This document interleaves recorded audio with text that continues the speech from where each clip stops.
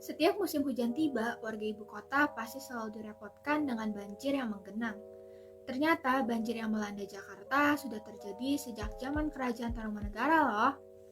Halo Pak Gunawan dan teman-teman, perkenalkan nama saya Jennifer Averina dari kelas 10 MIPA 3 Narabsen 10. Di video kali ini saya akan menjelaskan bagaimana sih upaya Kerajaan Tarumanegara dalam mencegah banjir. Pertama-tama, Kerajaan Tarumanegara itu apa sih dan di mana sih letaknya?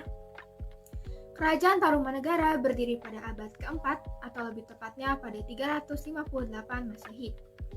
Pendiri Kerajaan Tarumanegara adalah Maharesi Jayasingawarman yang berasal dari India. Kerajaan Tarumanegara mencapai kejayaannya pada masa pemerintahan Raja Purnawarman.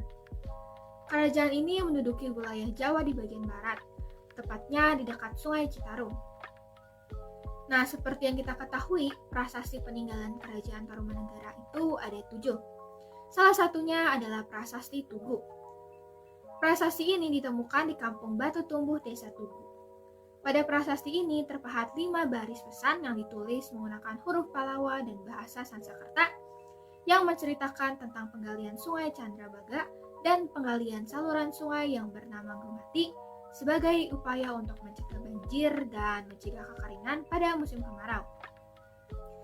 Wilayah Tarumanegara ini memang rentan terkena banjir karena keberadaan sungai-sungai besar yang saling meluap jika musim hujan tiba.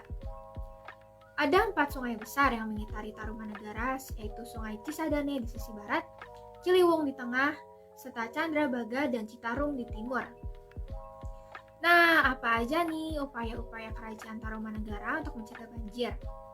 Upaya yang pertama yaitu mengaruk dan memperkuat tanggul Sungai Gangga di Cirebon. Pengerukan dan penguatan tanggul Sungai Gangga ini dilakukan secara gotong royong oleh masyarakat dengan dukungan kaum Brahmana dan diselesaikan dalam waktu kurang dari 3 bulan. Kala itu, Cirebon termasuk wilayah Kerajaan Indraprahasta.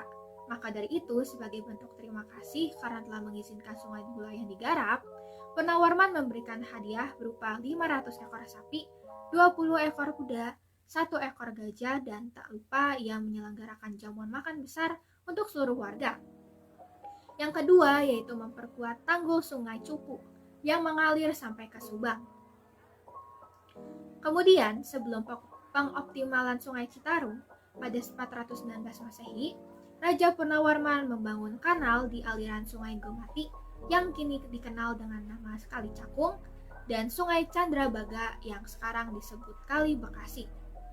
Prasasti Tugu menyebutkan atas perintah Raja Purnawarman pada tahun ke-22 dilakukan penggalian Sungai Candrabaga karena aliran sungai itu melintasi istana sebelum menuju ke laut. Pengerjaan sungai ini berlangsung selama 21 hari. Selain itu, prasasti juga menjelaskan tentang penggalian Sungai Candrabaga untuk saluran irigasi yang dilaksanakan pada masa kepemimpinan Jayasingawarman. Namun sayangnya keberadaan Sungai Candrabaga ini kini justru menjadi salah satu penyebab banjir di Jakarta. Apabila banjir terjadi, sisi barat laut dari pusat pemerintahan Kerajaan Tarumanegara juga terdampak karena mendapatkan air kiriman dari sungai-sungai besar. Terlebih, aliran Sungai Ciliwung juga melewati daerah yang kini bernama Jakarta. Dari situlah digali kanal baru bernama Sungai Gomati.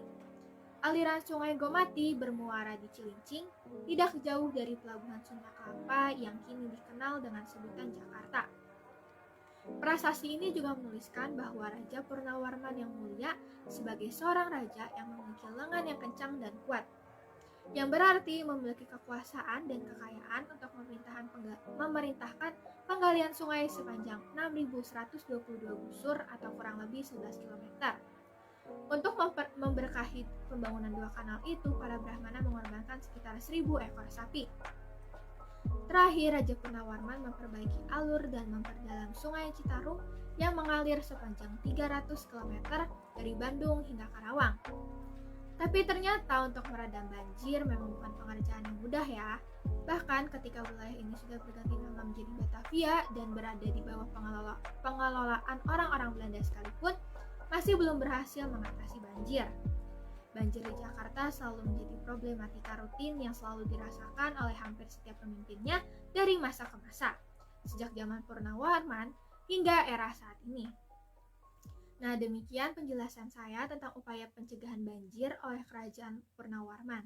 Mohon maaf jika masih ada salah kata dalam penyampaian saya. Semoga video ini berguna untuk kita semua. Terima kasih dan sampai jumpa.